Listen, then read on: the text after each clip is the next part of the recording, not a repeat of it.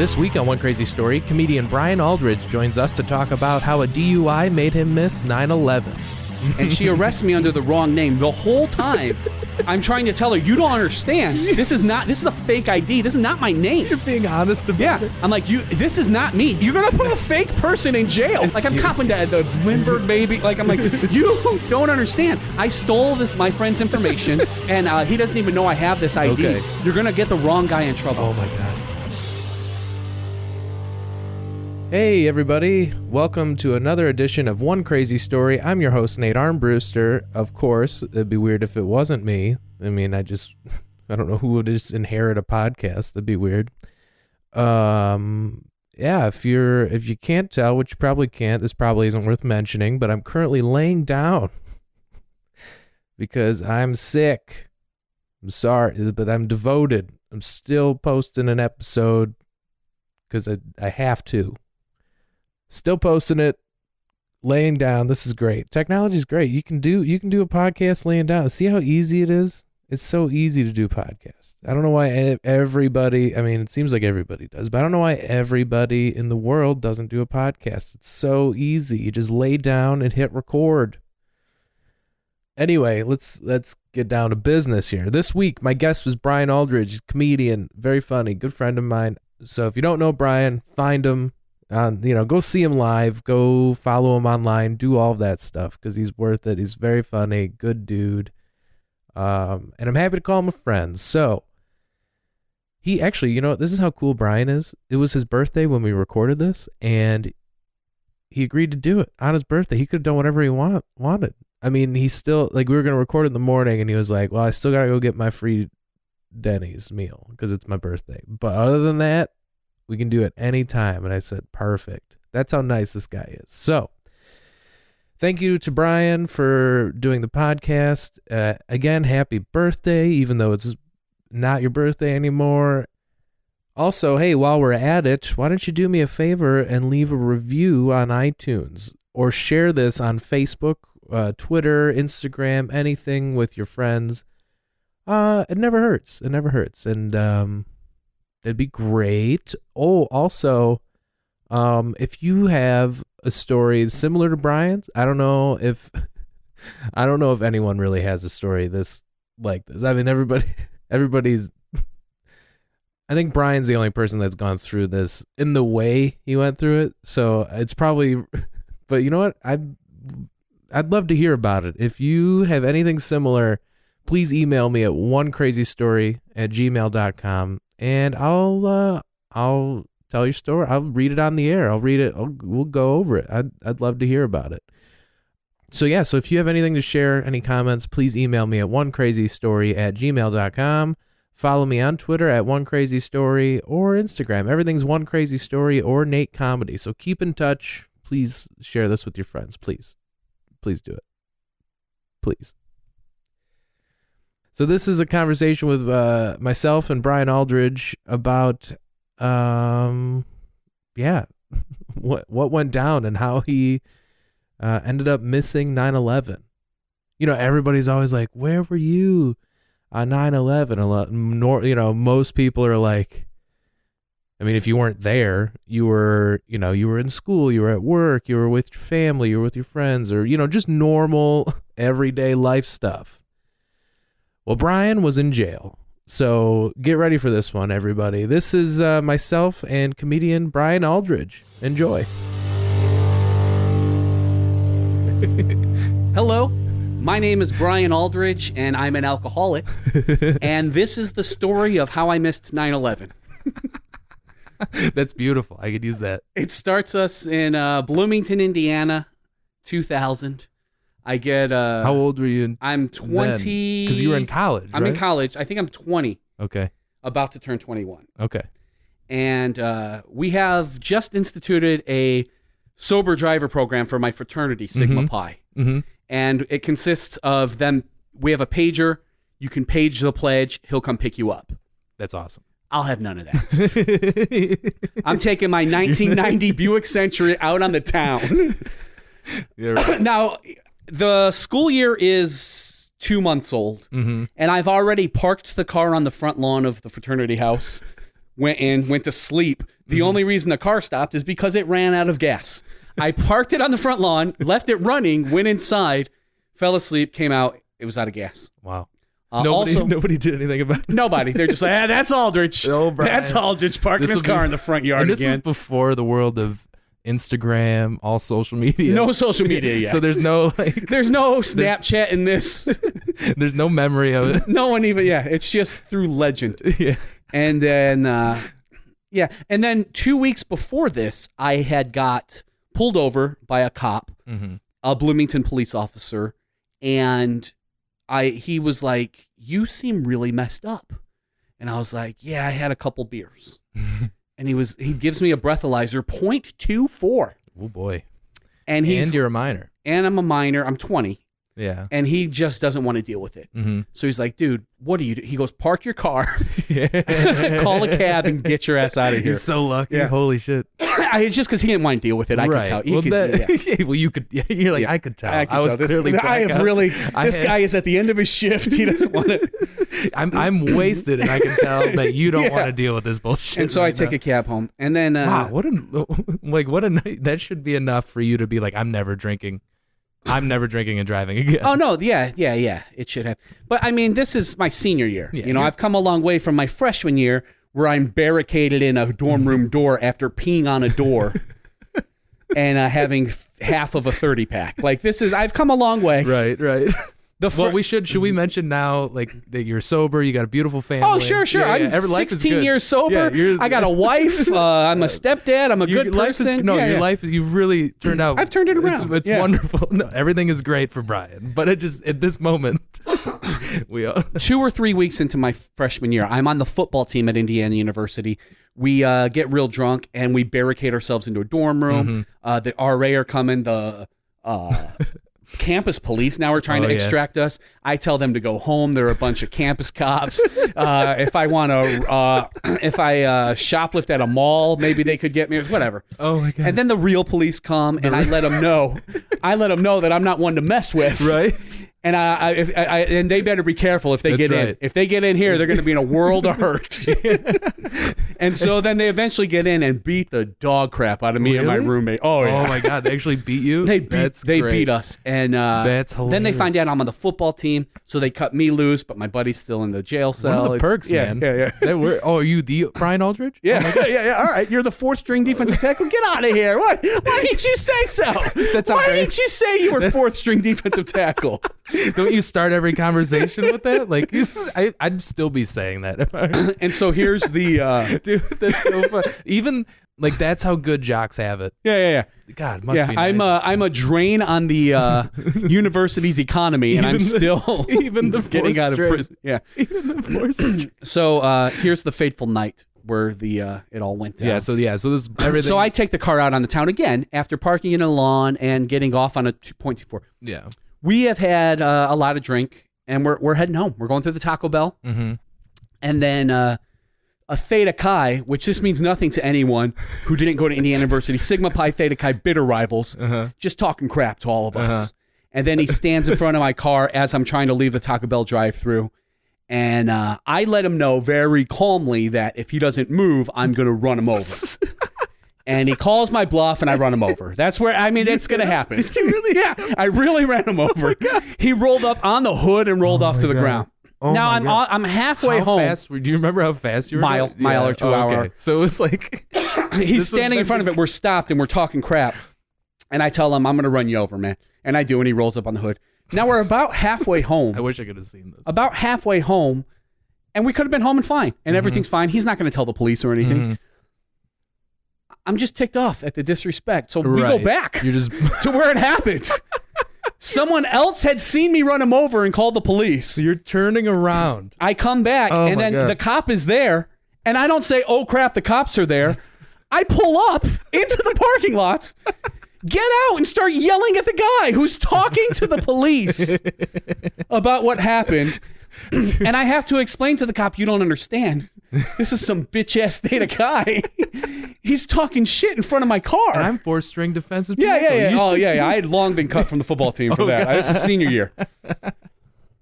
And so we're yelling, and here's where I think what happened. This is what happened. There's the cop's about 5'3", and it's a lady. Mm-hmm. And everything's going fine, and she's still going to let everybody walk away. Right. But then I'm starting to yell at the guy again. I go, yeah, that's right. That's why we came back. We were going to stomp you. You're lucky the cops are here, or we'd have been stomping you right now.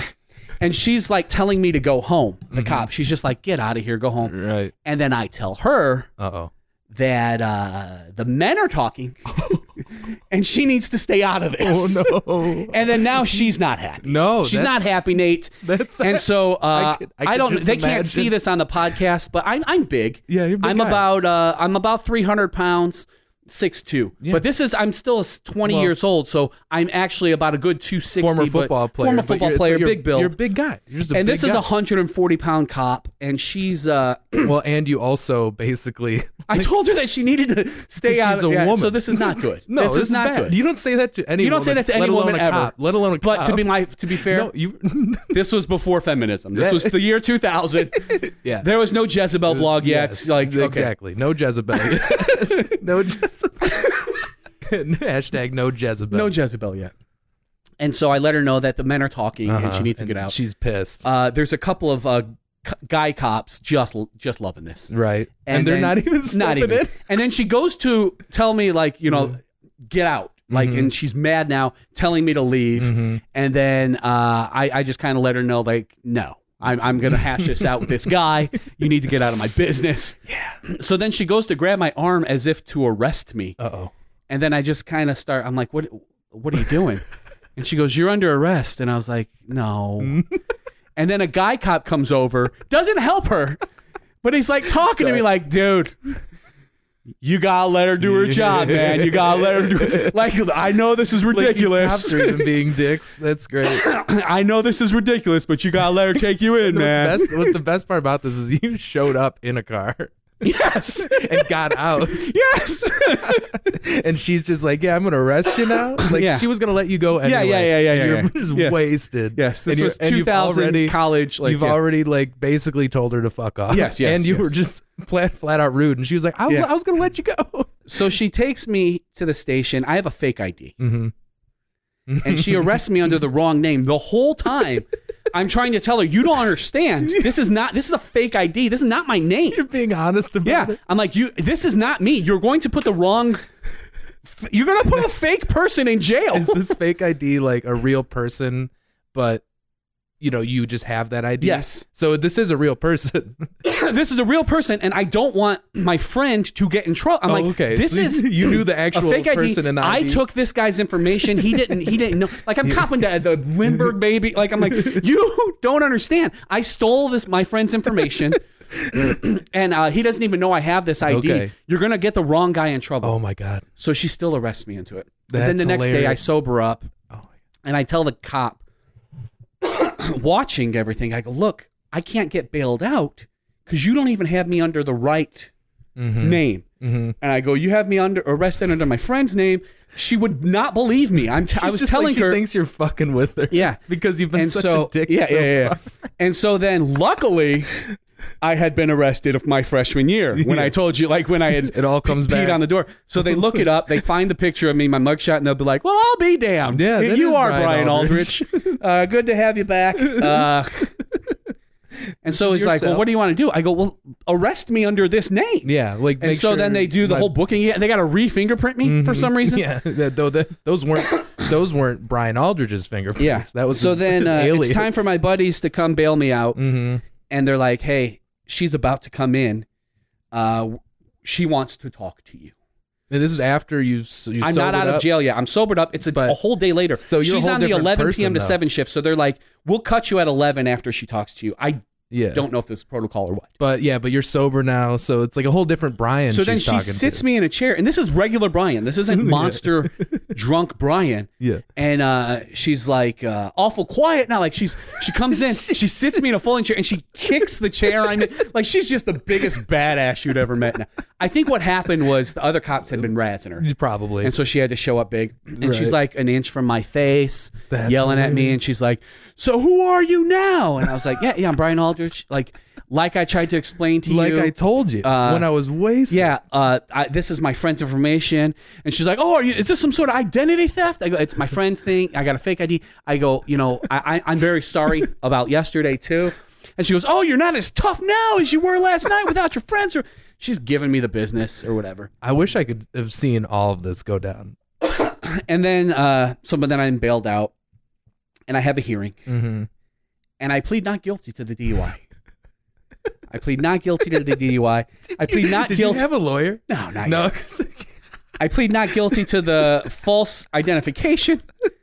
I plead not guilty to the resisting arrest. I'm not guilty. And then we anything. come back, and then by the second hearing, I have a lawyer. Mm-hmm. And the lawyer has already gotten the false identification dropped, the resisting arrest dropped, and it's just a DUI. Okay. And they let me know that my license will be suspended for 6 months, 2 of which is retroactive. Mm-hmm. Did they make you no deal? No. I no deal it.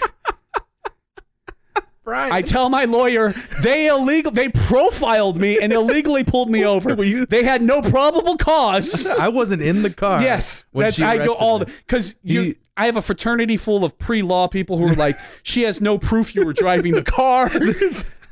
So I tell my lawyer, I know we got to take no deal, and he just rolls his eyes like, you got to be kidding me. You got to be fucking. I did all of this. Yeah. The best deal I can get you. And then still not good. I am not guilty because I'm like, she can't prove I was driving the car. So it's so great. Here's the deal. This is over winter. By the way, did you blow? Do you know? Did they even do a breathalyzer test? At the station? I wouldn't consent. Okay. I wouldn't do it out in. Well, that's good because then you had like an extra whatever. Just and it was a little 0.17. bit. Yeah, even after all 3 hours after.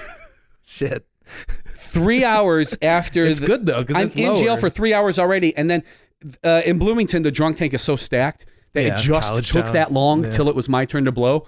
0.17. Wow. After hours. So I was pretty drunk. It was 15-cent beer night at that's the good, Bluebird. Yeah, that'll do it. But that's good that at least it was the lowest possible point for you. It was like, you gave as much time in between. Yeah. But yeah. And then by the time now it's December. Mm-hmm.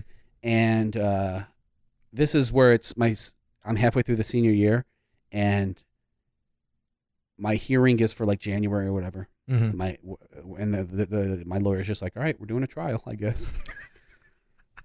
There's gonna be a jury. You're gonna bring a jury into this. In between this and the trial time, I flunk out of college. Oh my God, Brian! I end up with a 1.97. This is 100% documented. A 1.97 cumulative, and you can't fall below 2.0 cumulative if you're coming off of probation. No, man. The class that put me under 2.0. Basketball refereeing. Stop. I'm not kidding. Do you know what job I had in college? You were a basketball ref? I was a basketball referee. And you fucking failed. And I failed a basketball refereeing class. So wait, what age group were you reffing? I just didn't show up to the final exam. Oh my God. Or any of the exams. But you knew your shit. I knew my shit. And you should have. I didn't show up to take the test. Damn it, Brian. So I got a 0.1 or 1.97 Q. So I failed out of college. Here's my genius. I'm like, well, shit. My trial is in January. If I just never go back to Bloomington, they can't. What are they going to do? I'm good to go. Yeah, right. If I'm not here, who are they going to? So then I just don't show up. I just don't show up. They mail something to my parents' house that, hey, man, you are. There's a warrant out for your arrest. Mm-hmm. Or whatever. And you went home to your parents. Yeah. Oh, so you were there when that shit showed up. And did your parents even know all this had gone on? No.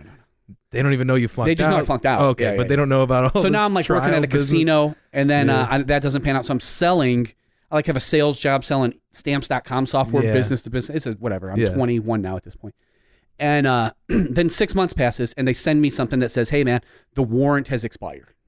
Ooh, so you're safe? Is that how that works? That's what I think. Is that what it's... But those dirty pricks, they reapply for it. So I'm just thinking I'm fine now. I didn't realize warrants expire like that. Yeah. They Well, it just was a give up? misdemeanor. Yeah. So after 6 months, it expired. Well, good but to then know. they re-upped. So now, fast forward to like September 8th or 7th. No, September 4th or so. Early September 2001. Okay. Spoiler alert, it's going to get bad in a week. Yeah. Eventually, this misdemeanor doesn't seem so bad. My friend and I are drunk, and he's doing burnouts in his pickup truck.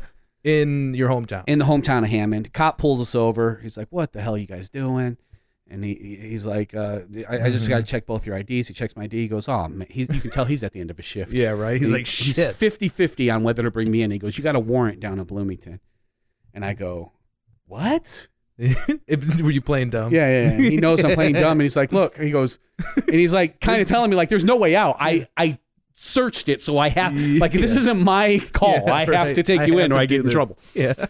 So he takes me in. And then I spend...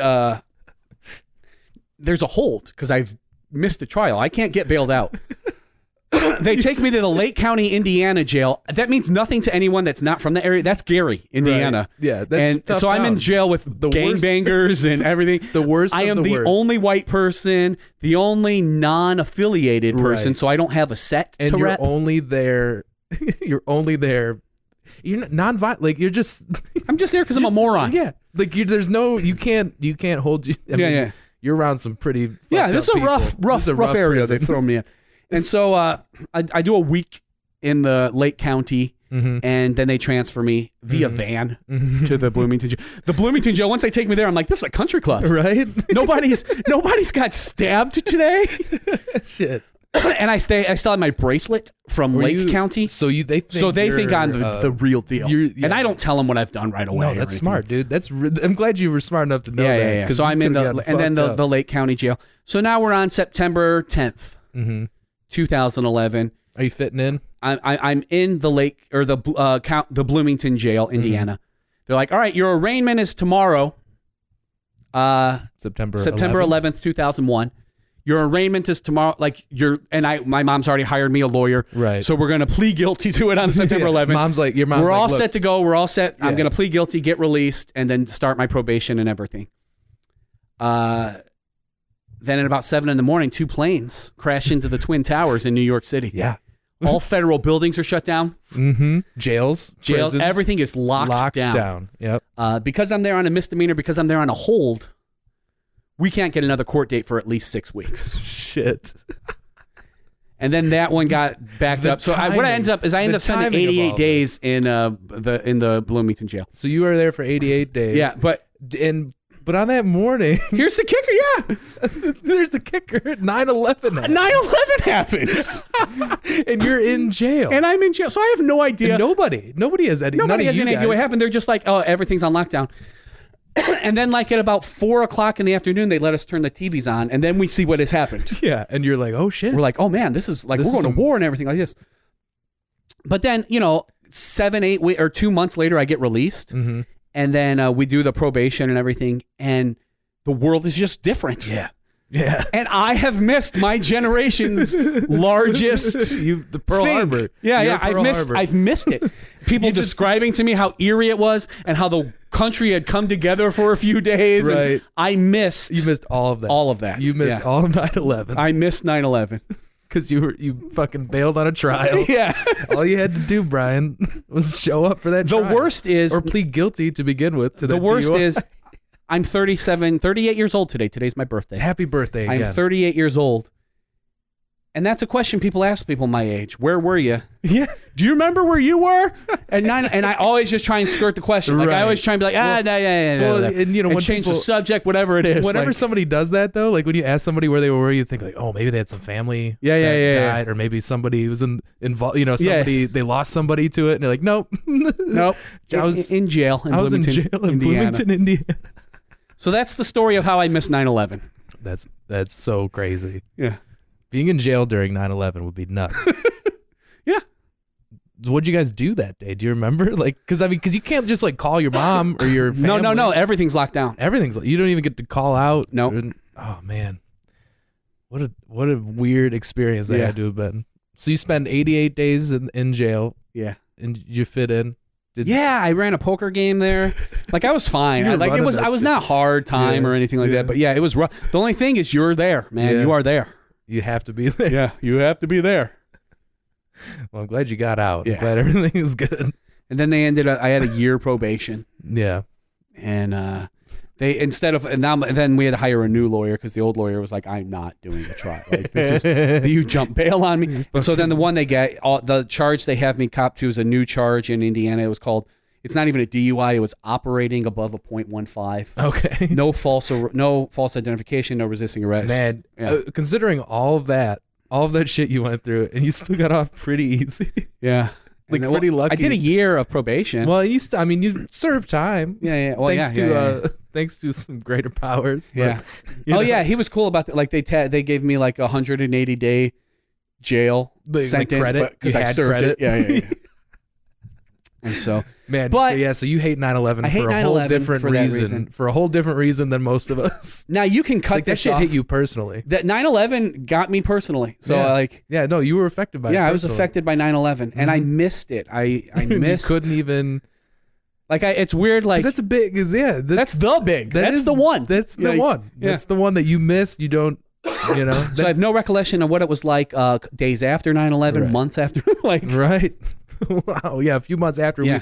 We were pretty. I can't even equate forward. like what it's like. Like I'm like maybe if like someone was in a coma and they were a huge football fan right before a Super Bowl, but I'm like, no, there's a Super Bowl every year.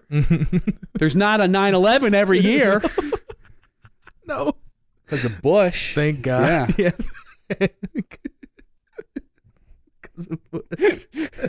Oh my God, I love it. But you can cut this out if you want, because I feel like I have to. It's a redemption story. Okay. Because not long after that, the January following 9/11, I shut it all down. I went to started going to 12-step programs. Checked into treatment or whatever, and now it's been going on 16 years, and I don't drink, I don't fight, I don't, I turned it all around. So there's a redemption story to it. Yes, you turned your life around right after all of that too. Yeah. So like the perfect, you're like, maybe this is my rock bottom. Yeah. Maybe I should fix Maybe this missing 9/11 is rock bottom. Yeah. Oh my God. Well, thank you for doing the podcast, Brian. Yes, thank you for having me. On your me birthday. On my birthday. Happy birthday. Yeah, and let's just hope I don't miss the next 9/11. You know what? Well, hopefully there won't be another 9/11. It's just next 9/11 I'm going to be in Toledo away from my family. Which is like have to celebrate the next 9/11 without my family there. On my birthday. On my birthday. Do you have a website? Anything you want to plug on while you're on the microphone thing? Oh yeah, can I plug this? All right, my Instagram is at Aldridge Comedy, ALDRIDGE. Sweet. I'll make sure I put a link in the description. Get you some followers. Yeah. Get you all a bunch of new followers. Yeah, so if you have a good 9/11 story, please share it with Brian via Instagram. Yeah, there should be a support group. I missed 9/11. Now, call me crazy. That us forming a support group might take away from the actual victims of 9/11. I think you're right. Yeah. So I think you're right. Do Maybe we should. All right. Thanks, Brian. Woohoo.